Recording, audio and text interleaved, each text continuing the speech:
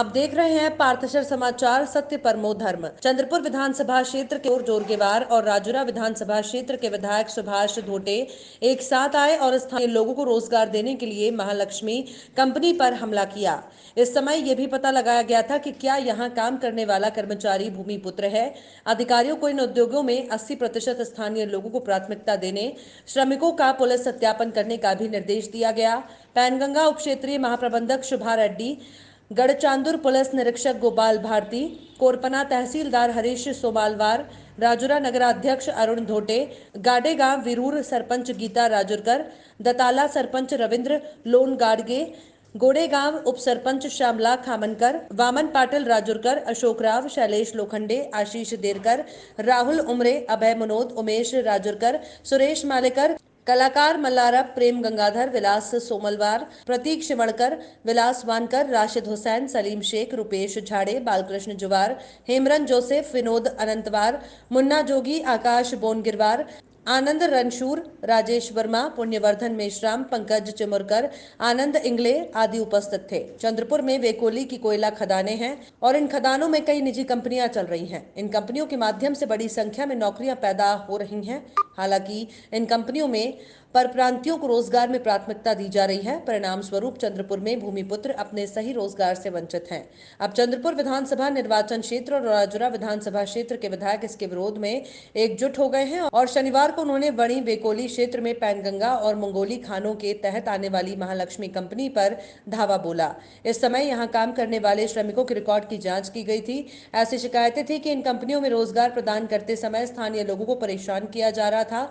विधायक किशोर जोरगेवार और विधायक सुभाष धोटे ने इन कंपनियों का दौरा किया और कार्य का निरीक्षण किया। कंपनी में 2 विधायकों के अचानक आगमन ने प्रबंधन के होश उड़ा दिए। उसके बाद दोनों विधायकों ने रोष व्यक्त किया और कंपनी प्रबंधन को दृढ़ता से सुझाव दिया कि यहां के उद्योगों में केवल स्थानीय लोगों को ही रोजगार दिया जाना चाहिए। इस अवसर पर संबंधित अधिकारी उपस्थित थे।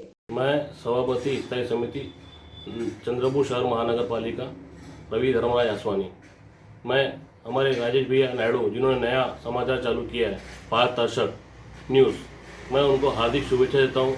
राजेश भैया को ये कहता हूँ कि राजेश भैया जैसा आप सब सच्चाई के लिए लड़ते हो वैसे ही आपका पारदर्शक सच्चाई के लिए लड़े, यही मैं कामना करता हूं। धन्यवाद। मूल निवासी राष्ट्रीय बहुजन कर्मचारी संघ की राज्य शाखा 18 फरवरी 2019 को पदोन्नति के आरक्षण के लिए महाराष्ट्र सरकार के सामान्य प्रशासन विभाग द्वारा जारी किए गए फैसले के खिलाफ 22 मार्च 2021 को राज्यव्यापी आंदोलन करेगी। शासन निर्णय की विशेष अनुमति याचिका संख्या 28,306/2017 में राज्य सरकार द्वारा सुप्रीम कोर्ट में याचिका संख्या 2797/2015 दिनांक 4 अगस्त 2017 को माननीय उच्च न्यायालय मुंबई के निर्णय के खिलाफ शिकायत दायर की गई।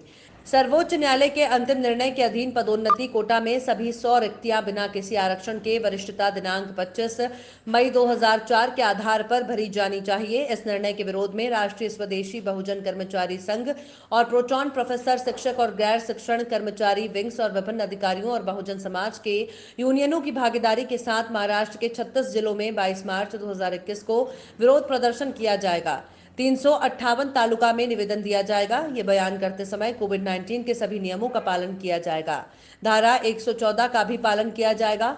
ऐसा राष्ट्रीय मूल निवासी बहुजन कर्मचारी संघ राज्य विभाग जिला चंद्रपुर इनके पदाधिकारियों द्वारा लिए गए पत्र परिषद में बताया गया। इस समय राजेंद्र इंगोले राज्याध्यक्ष RMBKS, गोरखनाथ वेताल RMBKS, प्रोटॉन सुचिता खोबरागड़े RMBKS, प्रोटॉन उपाध्यक्ष कविता चंदनखेड़े RMBKS, उपाध्यक्ष अशोक तुमराम RMBKS, जिला अध्यक्ष Dushyant Nagrale RMBKS, doctor Jyotsna Bhagwat RMBKS, सदस्य संघ मित्रा सोनटक्के, राष्ट्रीय मूल निवासी महिला संघ मनोहर बांद्रे, प्रोटॉन अध्यक्ष धनराज गेडाम RMBKS, महासचिव आदि उपस्थित थे। निवासी बहुजन कर्मचारी संघाच्या वतीनं महाराष्ट्र शासनानं जो 18 फेब्रुवारी 2021 रोजी पदोन्नतीतील आरक्षण जे की अनुसूचित जाती, अनुसूचित जमाती, भटके विमुक्त आणि विशेष मागास प्रवर्ग यांच्या पदोन्नतीतील आरक्षणाच्या विरोधामध्ये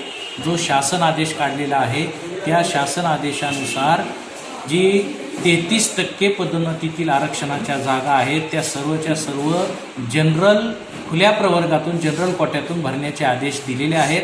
हा आदेश या प्रवर्गातील सरकारी कर्मचारी अधिकारी यांच्यावर अन्यायकारक आहे आणि म्हणून त्याचा निषेध करण्यासाठी आणि त्याला विरोध करण्यासाठी 22 तारखेला राष्ट्रीय मूलनिवासी बहुजन कर्मचारी संघाच्या वतीनं महाराष्ट्राच्या 36 जिल्ह्यांमध्ये आणि 358 तालुक्यांमध्ये एकाच वेळी हे आपापल्या कार्यालयामध्ये काळी फीत बांधून हे काळी फीत निषेध आंदोलन होणार आहे आणि संघटनेच्या वतीनं महाराष्ट्रातील 358 तालुक्यांमध्ये आणि 36 जिल्ह्यांमध्ये तहसीलदार आणि जिल्हाधिकारी यांना कोरोनाच्या निर्बंधांचं पालन करून संघटनेच्या वतीने माननीय मुख्यमंत्री यांना या अधिकाऱ्यांमार्फत निवेदन देण्यात येणार आहे।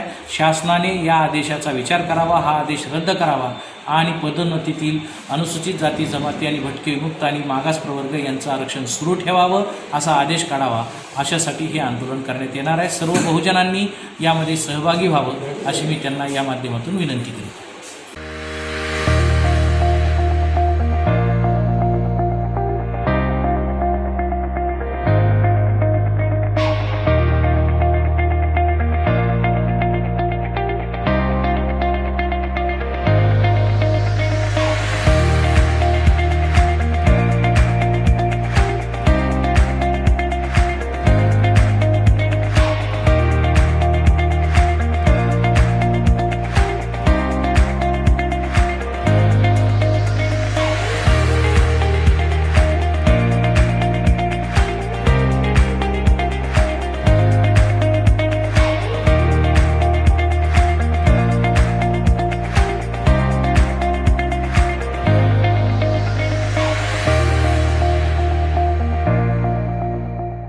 तालुका में मौजा नंदगांव रेत घाट से बड़ी मात्रा में रेत की तस्करी पिछले कई महीनों से हो रही है और स्थानीय अधिकारी इस गंभीर मामले की अनदेखी कर रहे हैं।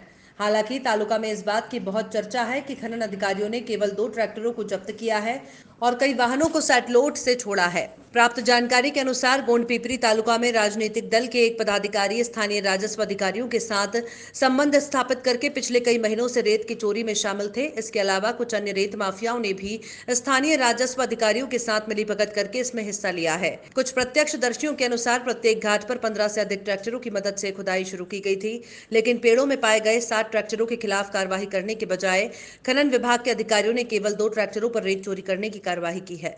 पिछले कई महीनों से यहाँ चल रहे रेत तस्करी के कारण नदी बेसिन में रेत को गहराई से डाला गया है और जगह जगह बड़े बड़े गड्ढे खोदे गए हैं। साथ ही अवैध उत्खनन के कारण सरकार का करोड़ों का राजस्व खो गया है। राजस्व विभाग कब जागेगा? क्या कल जारी किए गए शेष 5 ट्रैक्टर और अन्य राजमार्ग ट्रकों के खिलाफ कार्रवाई की जाएगी? तालुका के नागरिकों से इतना बड़ा सवाल पूछा जा रहा है।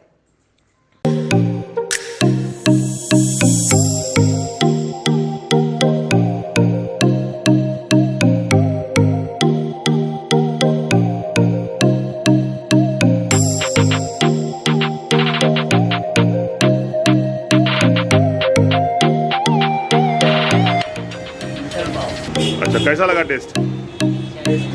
बढ़िया टेस्ट है और अच्छा है। इंडिया लेजेंड्स ने road safety world series T20 tournament को जीत लिया है।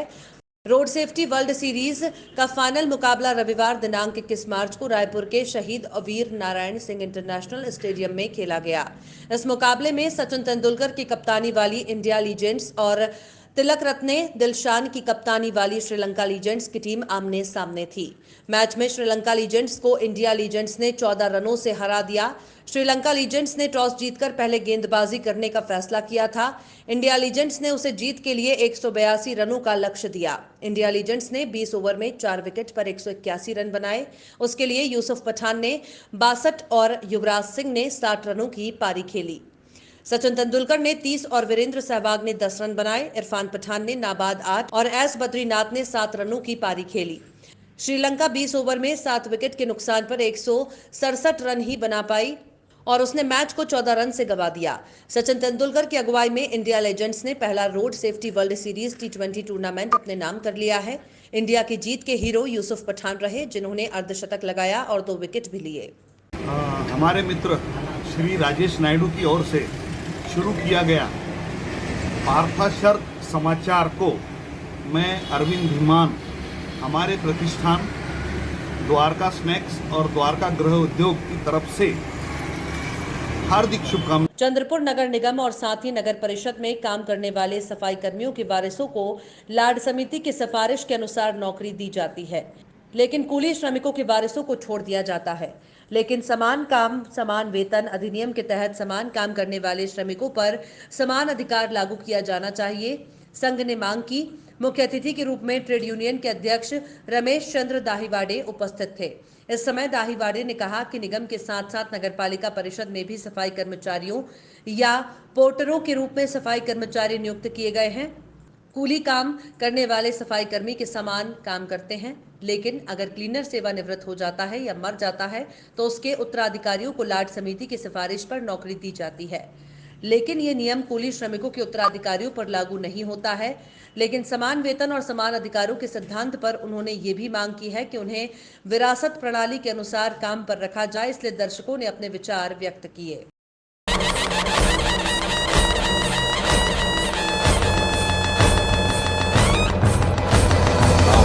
है प्रचंड बोल मस्तकों के झुंड, आज जंग की घड़ी की तुम गुहार दो। आन बान शान या की जान का हो दान, आज एक धनुष के बाण पे उतार दो।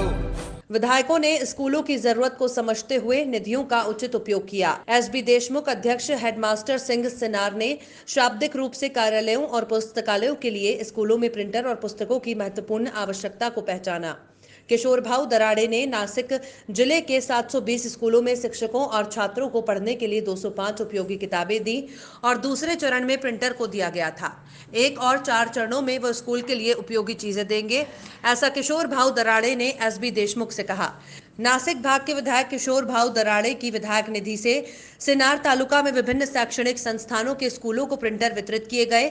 मुख्य अतिथि विधायकों के स्विस सहायक हरीश भाऊ मुंडे, सिनार तालुका हेडमास्टर्स एसोसिएशन के अध्यक्ष एसबी देशमुख, श्री एम.के. वाघ, शिक्षा सेना के अध्यक्ष एम.वी. अवध, चिंचोली स्कूल के प्राचार्य डॉक्टर पी.वी. रसाल, उप प्रधान R T. Gurule, Ranjit Gawde, S S. Ahir, headmaster संघ के B V. Pande, R B. Arinde, B B. Phantangre, Ramnath Lodhe, T P Sahade, V S. Kawade उपस्थित थे। कोरोना संकट के कारण मार्च 2020 से लॉकडाउन चल रहा है। इससे सार्वजनिक जीवन अस्त व्यस्त हो गया था।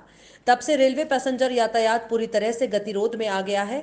बीच काल में कोरोना के शिथिलता के कारण बातें हुई कि कुछ ट्रेनों को शुरू कर यात्रियों को राहत दी जा सके। इसके अलावा अब जब कोरोना रोगियों की संख्या बढ़ रही है तो ये संभावना नहीं है कि ये ट्रेन शुरू हो जाएगी। नतीजतन नागरिकों को वित्तीय कठिनाई के साथ यात्रा करना पड़ता है। ज्यादातर ट्रेनें चंद्रपुर और बल्लारपुर रेलवे स्टेशनों पर रुकती हैं, लेकिन अब कुछ विशेष ट्रेनों को छोड़कर कोई अन्य ट्रेन नहीं चल रही है और अब रेलवे स्टेशन में एक खामी है। बल्लारपुर से बल्लार शाह गोंदिया, बल्लार शाह वर्धा के यात्री विशेष रूप से चलते हैं। हालांकि ये ट्रेनें लॉकडाउन से बंद हैं, नतीजतन कई ने अपनी नौकरी खो दी है। इस मार्ग पर यात्रा करने के लिए अतिरिक्त लागत है क्योंकि ट्रेन बंद है। इससे यात्रियों का नुकसान हो रहा है। इस रूट पर जाने वाली यात्री अब ट्रेन के शुरू होने का इंतजार कर रहे हैं। हालांकि रोगियों की संख्या में वृद्धि के कारण ये संभावना नहीं है कि ट्रेन वर्तमान में चलना शुरू कर देंगे। इस समय के सबसे विवादित मुंबई पुलिस कमिश्नर के तार मुंबई के भाजपा नेताओं से भी जुड़े हुए हैं। ये बात बहुत कम लोगों को मालूम है कि मुंबई पुलिस कमिश्नर परमवीर के बेटे रोहन सिंह की शादी भाजपा नेता सागर मेघे की बेटी राधिका से हुई है। सागर मेघे दत्ता मेघे के बेटे हैं। दत्ता मेघे के परिवार ने 36 साल तक कांग्रेस में रहने के बाद सन 2014 में भाजपा पार्टी का दामन थाम लिया था। सागर एक बिजनेसमैन है। पिता दत्ता मेघे के भाजपा में आने के बाद सागर उनकी खाली हुई वर्धा सीट पर कांग्रेस के टिकट के चुनाव लड़े थे, लेकिन जनता ने उन्हें घर भेज दिया। दत्ता मेघे के दूसरे बेटे समीर हिंगना विधायक हैं। सन 2017 में राधिका की शादी रोहन सिंह से हुई थी। यह आलिशान और महंगी शादी बेंगलुरु में हुई थी। उस समय परमवीर ठाणे के पुलिस कमिश्नर थे। उसके बाद जब महाआघाड़ी सरकार सत्ता में आई तो उन्हें मुंबई पुलिस कमिश्नर बना दिया गया था।